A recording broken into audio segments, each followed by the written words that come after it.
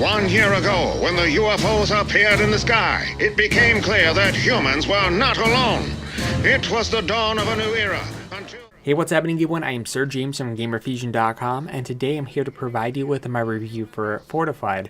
Now, Fortified is pretty much a strategy shooter, kind of like a tower defense sort of way, where you are defending Earth against a menacing Martian invasion that is set place in the 1950s. In the game, you get to actually play as one of 4 pulp-inspired heroes, where you have access to arsenals of weapons, such as from the Cold War all the way to experimental technology.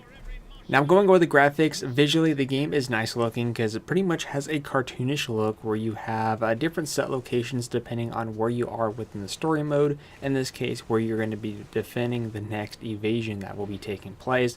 But overall, the characters are nicely detailed, the structures, the aliens, and pretty much everything is, again, has a cartoonish look but also looks great at the same time.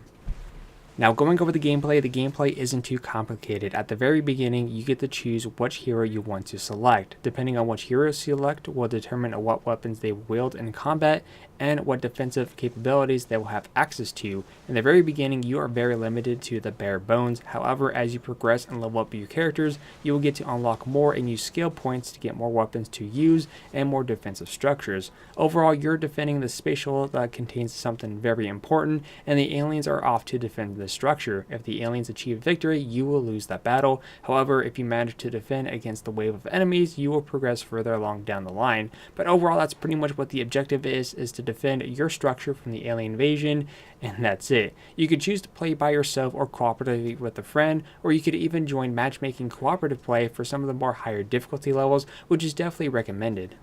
Now, going over the sound portion of this title, there's really not much to discuss because there's very little in terms of narration, but the soundtrack is amazing to listen to, but overall, the sound department is really good.